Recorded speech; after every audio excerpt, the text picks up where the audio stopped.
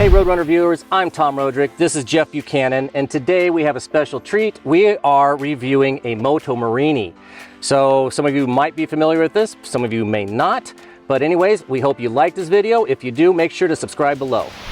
So Jeff, have you ever ridden a Moto Morini before? No, first time today. First time. I had the opportunity a lot of years ago. A friend of mine had a 3.5, which is what they used to refer to them as, a little 350cc V twin from the late 70s.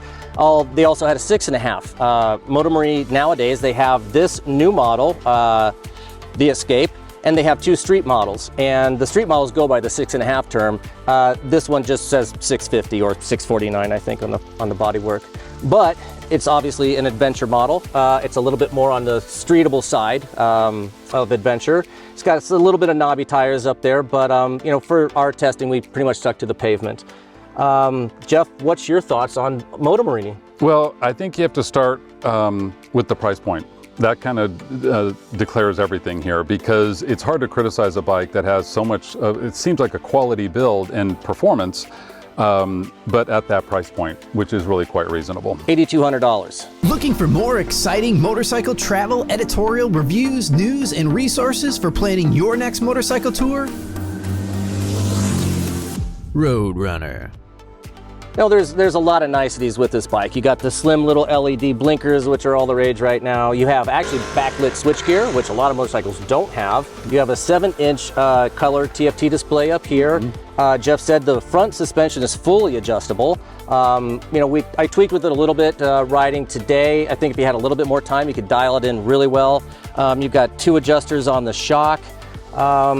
You know, weight, it's upwards about 500 pounds and 60 some horsepower. So, you know, it's not going to be the most spirited ride out there, but it's not a failure. I'm surprised at that weight, because it doesn't feel like it at all. I mean, it's a small motor, but it seems to pull it along just fine.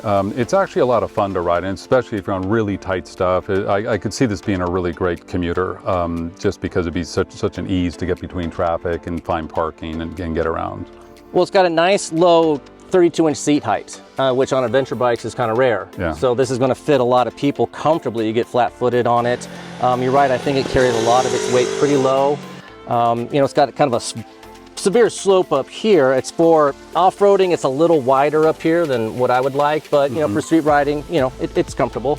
Okay. Brakes work exceptionally well, especially this bike, for what little I rode it, it really likes the rear brake to set the rear end into the corner. I don't know if you were playing with that at all, but it works well. It basically, you can trail brake on it with a lean angle, and the thing does not want to step up on you. But I really found settling the rear end with the rear brake helped tremendously.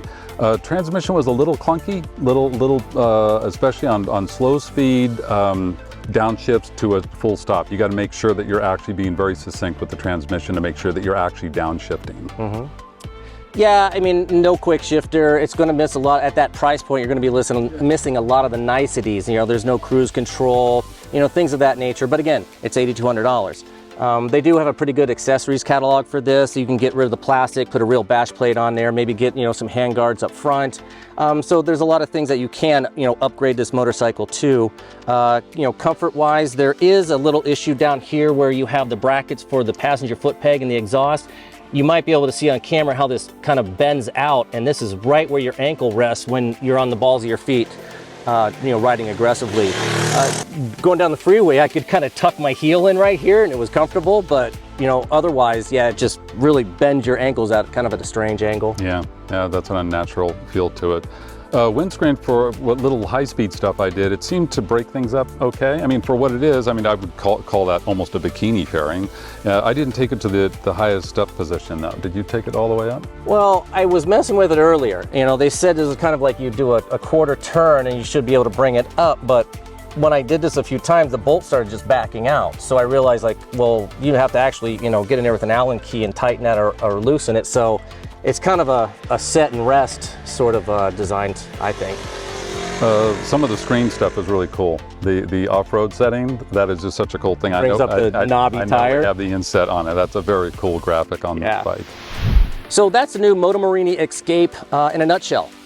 We hope you liked the video review. If you want more information, please go read the review on the RoadRUNNER website, but also please hit the subscribe button and we will see you at the next one.